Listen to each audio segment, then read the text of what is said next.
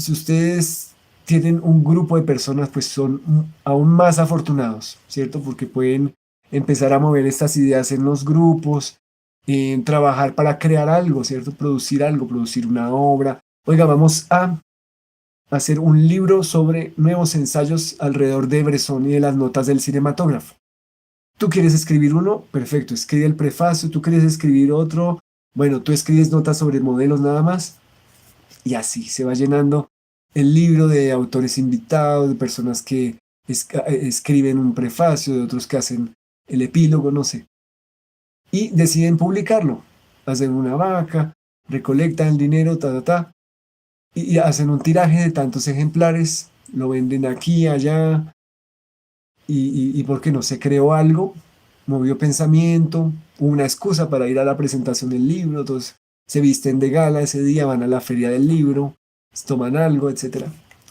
Y así, imaginemos que estos espacios de YouTube son una especie de, no sé, de charlas con los amigos que alguna vez tuvimos, salíamos de la universidad, íbamos a la panadería, se llamaba Brasilia, ahora se llama Muffins, y hablábamos de películas, hablábamos de algún texto, hasta que cerraban la panadería.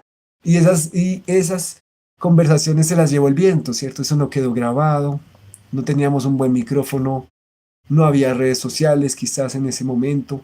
Entonces ahora es el momento apropiado, ¿cierto? Para compartir esas cosas, para divulgar, para socializar.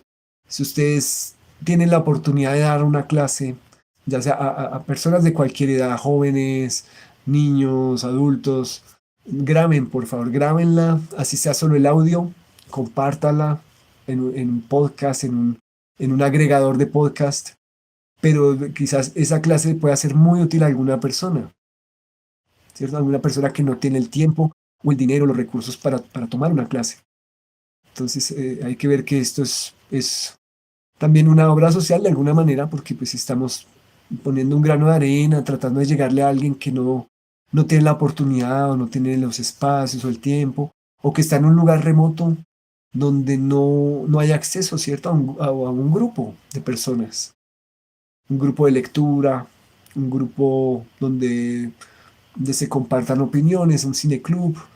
Están en extinción los cineclubes, deberían ser reinventados, ¿cierto? Pero pues también falta iniciativa. Quizás esto es un cineclub, de alguna forma, en vivo, en una plataforma.